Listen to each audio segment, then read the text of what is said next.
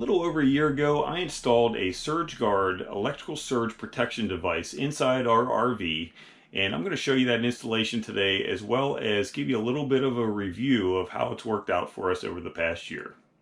If you do a lot of camping at RV parks with a travel trailer or an RV, you may well have already encountered issues with faulty electrical systems or power pedestals in these RV parks. So really, it is imperative that whenever you have an RV or a travel trailer, you have something to protect your RV, such as a surge protection device. The one that we have is the SurgeGuard model 35550 by Southwire, and it is an excellent device. We did hardwire this device into an RV, but they do make portable systems as well that you can plug in at the power pedestal. There are quite a few advantages of the hardwired device over the portable devices that are out there. So the first, being the obvious one, is the hardwired device is installed inside your RV, so it's a permanent fixture in the RV and it is out of the weather, whereas the portable devices are always out in the rain and the weather. So there is a chance that that weather could affect those devices and possibly damage them. Another big one would be theft. So the portable devices, they're out there at the power pedestal, and it would be fairly easy for someone to just walk up, turn the power off, and unplug the device and take off with it. Another big advantage is the hardwired device is over $100 cheaper in price than the portable device. But there is the fact that you would have to install it, so you have to take that into account as well. Something else that we really like about the hardwired device is we have an optional display inside the RV that we installed, and it is easy access. So it's actually right in this location right here, and you can just scroll through the screens here to check the display. The display is nice because it'll show you both the volts and the amps that are being drawn on each leg, as well as if you have an issue, it'll show you the fault, and it'll keep a history of the past faults that you've had. So for instance, here's an issue that we had previously with low voltage on both legs 1 and 2. So we have had a few issues over the past year.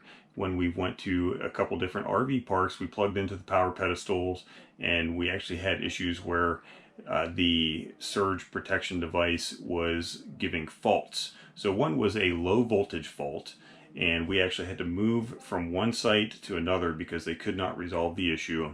And the last one we just had was a ground fault, where fortunately we were at a pedestal that had both 50 amps and 30 amps, so we had a 30 amp dog bone that we were able to plug into, and that way we just stayed on that site. So the 50 amp part of that pedestal was actually bad and we could not use it, but we were able to use the 30 amp. So that worked out fine where we didn't have to move. But once again, you do want to make sure that you have some kind of device like this, whether it's hardwired or portable.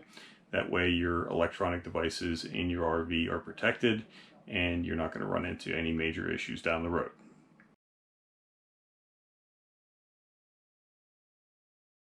This is where my power connection comes in, right here. That's for the 50 amp service. And then in here is where the main power comes in to the RV, what I just showed you on the outside. And I took this panel off. This panel goes right here. Pulled that off with the number 2 bit. Revealed this wire here. So I'm going to take the unit, I'm going to install it back there on that wall, I think on the side wall of the cabinet. It's really the only good spot for it in this hole. Alright, so I think how I'm going to mount this is right down in here like this. Kind of hard to see, but you can see the wire. It's going to be coming right straight across. The wire's pretty thick, hard to maneuver. I'm going to cut it right back here at the back and then route it right down into the top. And then that'll give me plenty of slack. Any extra slack I could actually probably push down into the hole down there at the bottom. Okay, got the wire cut. That was one thick wire. But anyway, it's cut. I'm going to strip this back and clean up the ends of the wires and get it ready for the install. Okay, here's one side all stripped, and they tell you in the instructions to take that down 1/2 inch on each wire. Everything's stripped on both ends, and now we're going to make our connections and then mount the box. So we want to make sure that putting line side is your input line. So that's line side in, load side is out.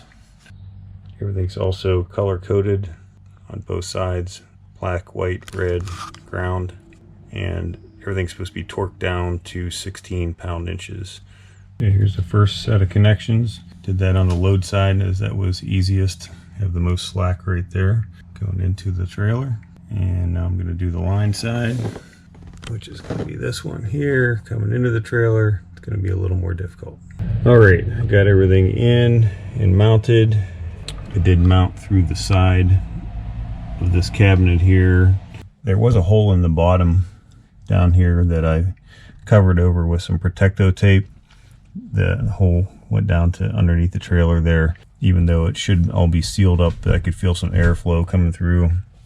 Wanted to make sure there was no moisture, water coming up through there, obviously with these connections here. So got all that sealed up.